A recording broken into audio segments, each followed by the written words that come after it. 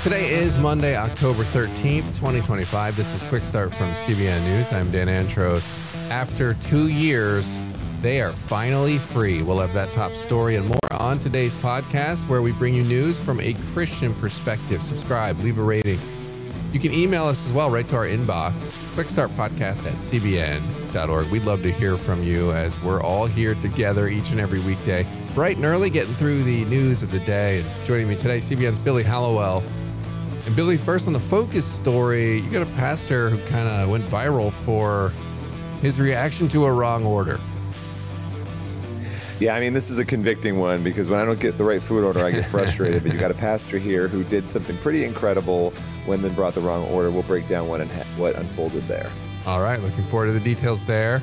And then on the main thing, men are heading to church in surprising numbers. Madison Seals has the details coming up for us on the main thing. You know the drill. Make sure you subscribe to all of our podcasts. Their links are right down there in the description of this podcast episode. Also, check out our Substack, faithwire.substack.com. We're praying through the news of the day together. Check out all of those and more from CBN News. And with that, we're going to head to the news now in 90 seconds. They are finally free. After 738 days in Hamas captivity, all 20 living Israeli hostages have been released, walking to Red Cross trucks under their own power before being transferred back to Israel. Emotional scenes played out across the country as families watched reunions in real time, including twin brothers Gali and Zeev Berman, who embraced for the first time in more than 2 years, and Omri Moran, who was reunited with his wife and young daughters after being kidnapped in front of them back on October 7, 2023. The release comes as part of President Trump's U.S.-brokered ceasefire deal, which appears to be holding so far. Under the first phase, Israel agreed to release nearly 2,000 Palestinian prisoners, including about 250 serving life sentences.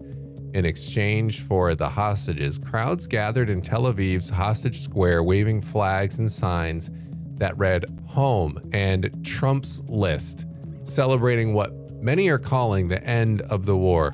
President Trump arrived in Israel earlier this morning, calling it a great and beautiful day before addressing the Knesset and meeting with freed families. He's expected to travel next to Egypt for a regional summit alongside more than 20 world leaders, including representatives from France and Germany, the Palestinian Authority, to discuss Gaza's future governance. Those are just, well, that's the big story today. And there are more stories. You can check them out over at cbnnews.com. And Billy, this is the one that's dominating scenes on news coverage today. And we've been live on the CBN News YouTube channel. If you're checking this out, we may be, depending on what time you're checking this podcast out, we may still be live, but if you missed it, go check the CBN News YouTube channel. You'll see Chris Mitchell's coverage of everything that was going on, of Trump's speeches and everything.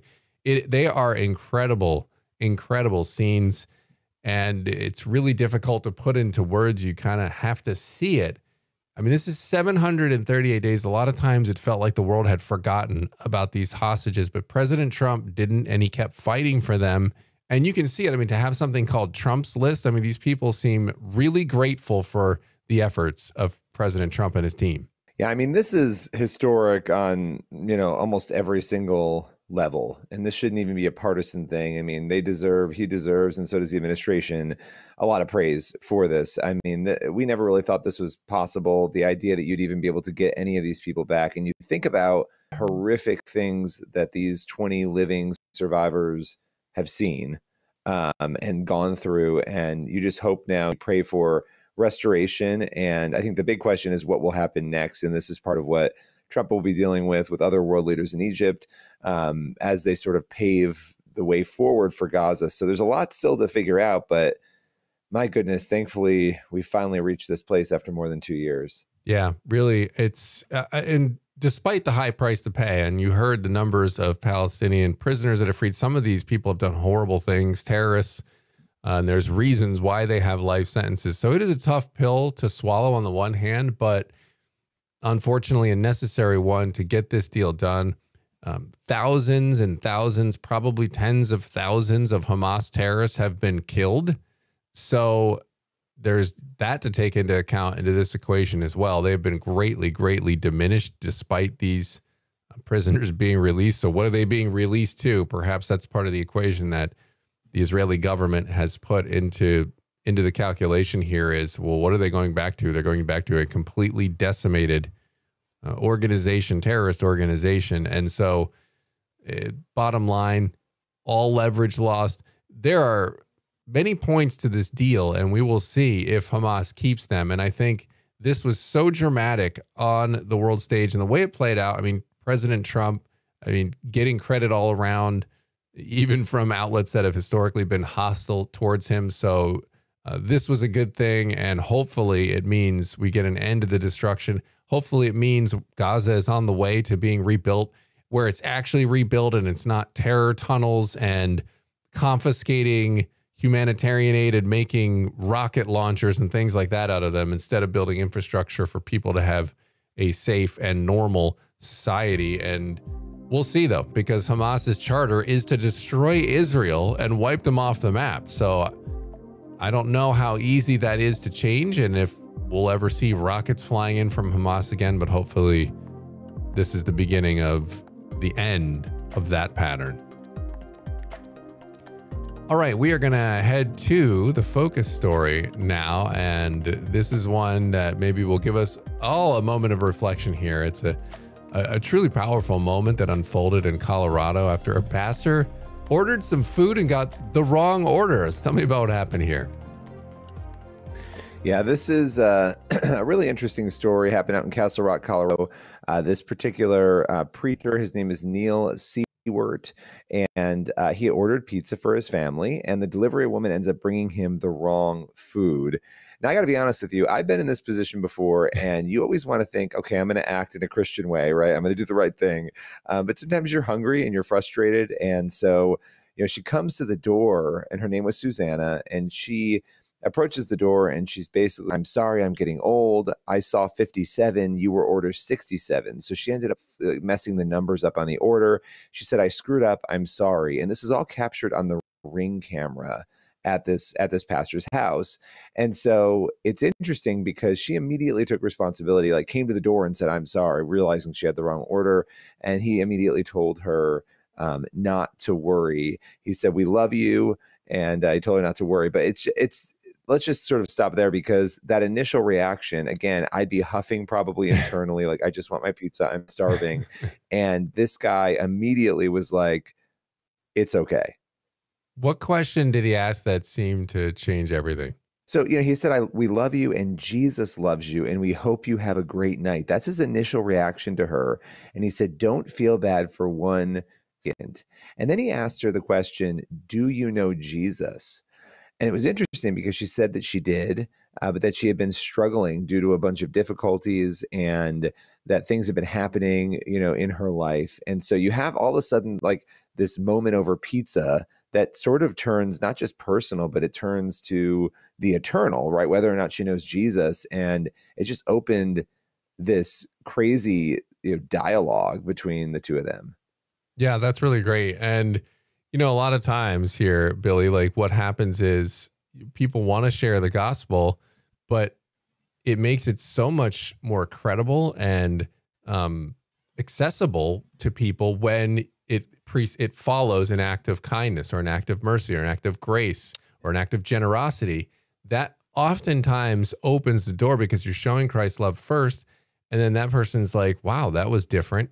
And then you come in and start that discussion. And that's just such a great way to do it. And she clearly seemed receptive to that. Yeah, go ahead. Let me mention one of the, okay, so they're saying, they're talking with her, and this is the part, I don't want to bury the lead here because this is the biggest part. So they ask her if she knows Jesus, and she starts talking about her struggles. Her mother's 82 years old and has faced all sorts of difficulties. She's the caretaker for her mother. So here she is out there delivering, trying to bring in money probably while she's taking care of her elderly mother. They also said to her, hey, he says to his entire family, his wife and his kids, come out on the porch, let's pray for her. And they ask Susanna, can we put our hands on your shoulders?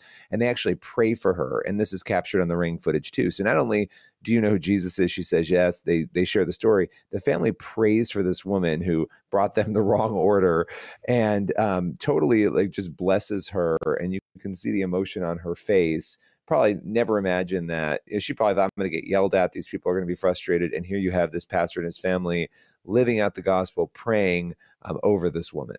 Yeah, it's really great. And did anything happen beyond the prayer after that moment? Yeah, so the family thought maybe we need to do something to help Susanna. So they launched a GoFundMe, and this pastor has been all over. He was on Fox and Friends. I think he's going to actually come on with us this week and tell a little bit more about the story. And they launched this GoFundMe, and it's been almost $60,000 so far to help this woman and her mother and family. So just a pretty cool story of how God does things. One mistake, simple mistake from a delivery woman ended up blessing her in a huge, huge way. Yeah, and you didn't have to get into a big, giant theological discussion to open that door to that conversation. And I think that's convicting for a lot of us, because sometimes we don't know what to say, and we don't know how do we share the gospel with people, and to see a simple example and yet a powerful example like this, I think it's really encouraging, and it should be a little convicting for all of us. Absolutely. Absolutely. It's something to think about, how we react to things when they don't go well too. It can be a blessing for ourselves and somebody else, rather than just venting and getting annoyed over something simple, Yeah. Amen. Well, great story. Glad you brought it to the podcast today. Food for thought for all of us, for sure. We'll be praying for that woman there in that story, that hopefully whatever situation she's dealing with her mom and her family, that God will see him through that. But appreciate bringing that one to the podcast today. And we're going to go to the main thing now. And a new State of the Church report is showing that men are surpassing women in church attendance for the first time in decades. So Brad Hill with Gloo, one of the organizations behind the research, joined Madison Seals to discuss what's behind this reversal and how church leaders can shepherd the moment. That conversation is today's main thing. A new study was conducted by Barna Group and Gloo that revealed some significant demographic shifts in church attendance. And this is part of the State of the Church initiative that has released similar research on other church trends. Brad, can you talk about what this most recent report found? Yeah, this is one of the most, I would say, surprising changes that we've seen in recent years. It's almost conventional wisdom that in general, if you can reach the women in the household, you can reach the family. You've heard that phrase. You also may hear that women attend church more than men. Well, that's changing. And what we're finding in this latest research is that as of 2025, the percentage of adult attenders has actually shifted. Men are now outpacing women pretty much across the board in terms of regularly attending church. And we're just beginning to understand that trend. But this is a reversal from what we've seen really all the way back to the early 2000s up until now. And what age group is driving this trend? Well, it's not necessarily restricted to one age group. However, we are seeing that younger men are, in fact, leading the charge. And to kind of complement that, an earlier study we released confirms that younger women are also not just not attending as much, but younger women are leaving the church more rapidly than young men. So we do focus a little bit of the attention on younger generations, but I would tell you that across Gen X, even into boomers, we're seeing some of this pattern consistent where men are now outpacing females in terms of attendance. Yeah, that's so encouraging. And like you said, it wasn't too long ago that I remember seeing reports that women were out driving men in church attendance. So what do you think is behind this shift, and when did it really start? Yeah, this is always the million-dollar question, why, right? And I think the two big theories that we're really pondering right now, does this mean that women are stepping back, or does it mean that men are stepping up? And, I think our early view is that probably a little bit of both are true. It's early for us to kind of pinpoint that or put a finger on it. But I do think this is a really important moment for pastors in any church anywhere, and even committed volunteers, to really think about what's true in our community, what are we seeing, and how then might we respond in the coming year? Because, we were careful to hold this until we knew it was definitive. So we can say that there's a trend. I think what's next is to understand really what's behind it. And there was a recent article by CBS News on this topic that was really encouraging and a little out of character for the network to give coverage or voice to. The article was titled, U.S. Sees Surge in Baptisms as More Gen Z Men Embrace Faith After Pandemic. And then there's the caption, they're coming in by the thousands. This seems to affirm the state of the church research that we're talking about. So I just wanted to mention it. And I'd love to hear your reaction to this surge in baptisms as well, because it seems like not only are men coming back to the church, but they're staying, they're taking it seriously, and then declaring their faith in front of congregations, which is pretty incredible. Yeah, anecdotally, maybe you or others in the audience can relate. I mean, we are hearing story after story of churches relatively full. We're hearing stories of college campuses where young people are, flocking to speakers and events and having spontaneous baptisms. Even football teams on college campuses holding Bible studies in the middle of the quad. I mean, it's really quite breathtaking and encouraging. But I also think that, as I said, is this a positive trend? I would say yes. Like more people being baptized, that's always a good thing. But is there also sort of another side to this where we need to kind of pay attention to, hey, what is going on with women and why has this trend reversed? So I think that's a good question that bears inspection by every pastor, just to make sure that while we're celebrating sort of, I don't want to use the revival word, but we're certainly celebrating some move of God in younger generations, we don't also miss what might be, a pattern that needs attention in some of the older generations. Yeah. And on that note, I think when there's a shift or a change in demographic like this, it does warrant examination by the pastor and leaders in the church, not to change what they're preaching at all, as that should always be biblically founded and accurate, but to maybe assess their approach to discipleship strategies and things like that in the church. So what is your advice, or how do you think pastors should shepherd this shift? Well, it's a long tension that, we hold a timeless gospel message that never changes, but we proclaim that and we disciple people in a context of a world that's changing faster than ever. The people in our pews, they're feeling pressures. We made it through a pandemic, barely for some of us. And there's a lot of realities now. We're thinking about pressures on AI. Parents are dealing with pressures. So, we do think that it's wise for church leaders to think about how do we hold firm to gospel truth, of course, but how do we, sort of hold more open-handedly some of our methods, whether that is, what do we preach, how do we program, how do we staff, and even how do we allocate budget. These changes in these research patterns that we're talking about are really signals for us to pay attention to. And while there's a lot of good and encouraging, trend line out there, I think that for the local church leader, it's very smart to understand what's my local trend. That's some of the work we're doing at Gloo. We actually have had more than 30,000 churches do a free assessment called the Church Pulse. And what a lot of churches are finding is while the research says one thing nationally, the reality on the ground for any given church might look different. And so it's important to understand your context for ministry before you make decisions.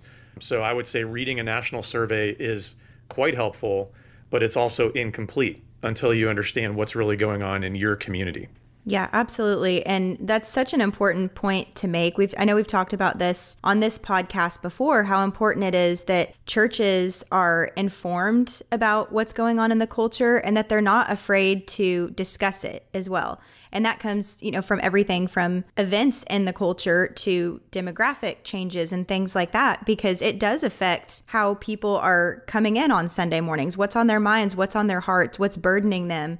That's why they're coming, is to try to get some wisdom and discernment from the Lord and from their pastor, who is prayerfully, discerning from the Lord what to preach on that day. And it's just a reminder that while the gospel never changes, there are different things happening in the culture that people need to be informed about and need to be shepherded in.